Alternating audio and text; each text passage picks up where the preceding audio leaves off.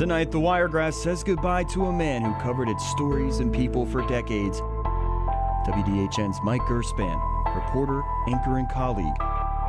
Just months ago, diagnosed with a deadly form of brain cancer, this afternoon Mike lost his battle against glioblastoma. After covering thousands of stories over the years, his last one will be his own.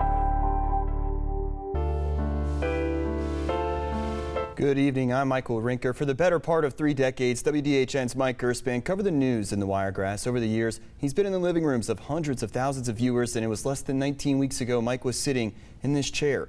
Then he got the news that he had a very aggressive brain cancer. Doctors removed his tumor, then began treatment, but it wasn't enough. And late this afternoon, around 4 o'clock, Mike passed away at Flowers Hospital. Tonight, WDHN's Robert Smith looks at the legacy he left in this area.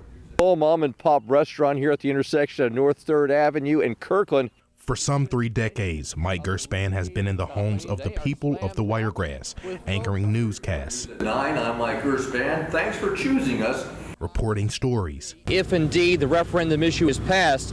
Directing sports coverage. The Gulf Coast Community College basketball team committed the unthinkable. And having a world of fun along the way. Travesty. I'm in a pickle. This is a travesty. He is a tremendous person. Mike started his career majoring in broadcast journalism at the University of Florida in the late 1970s. During his senior year, he was a kicker for the Florida Gators football team.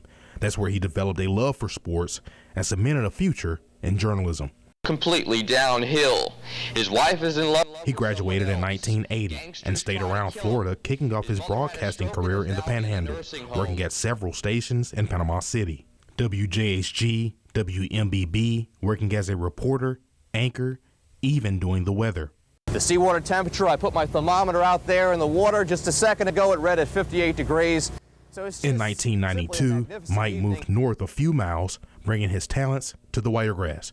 Working at WTVY as the bureau chief for Coffee and Geneva counties, he covered big stories like the 1994 Elba floods, the 2007 Enterprise tornado, and the 2009 Sampson murders. Citizens have been getting calls saying that they have warrants out for their... Mike eventually made his way to WDHN News.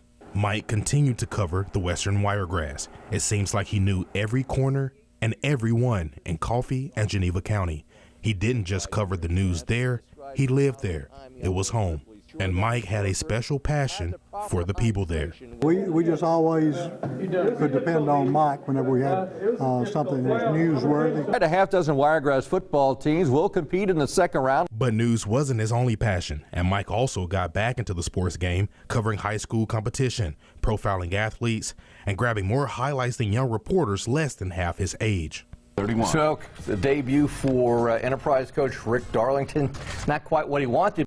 Mike's been a big part of the Esther Point High School football show, where he was known as Uncle Gursby, and known for saying, Carbonator, roll that big skin footage. Around the time of the pandemic, Mike started to focus once again on news, anchoring WDHN News at 6 and the Fox News at 9, the newscast we produce for WDFX. Warrants out for their arrest on a money laundering charge. Then, last fall, Mike started having eye problems, seeing double vision. He was diagnosed with brain cancer and sent to UAB Hospital, where he was in surgery for about 4 hours. Doctors were able to remove about 95% of a malignant brain tumor.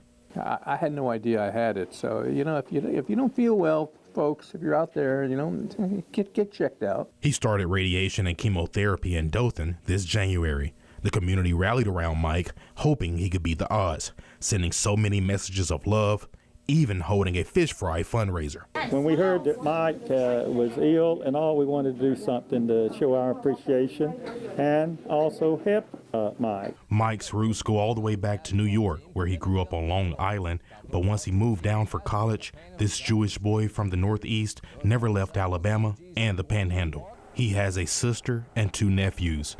And he has a family of several thousand other people scattered across the Wiregrass, the people he reported on every day, the people he visited with, the people he worked with, and the people he became friends with. It's been so many years that we worked together and so many faces I see over the last 3 to 4 decades. So many faces, so many stories. Mike spent most of his life reporting in this area. It was never just a job, it was home.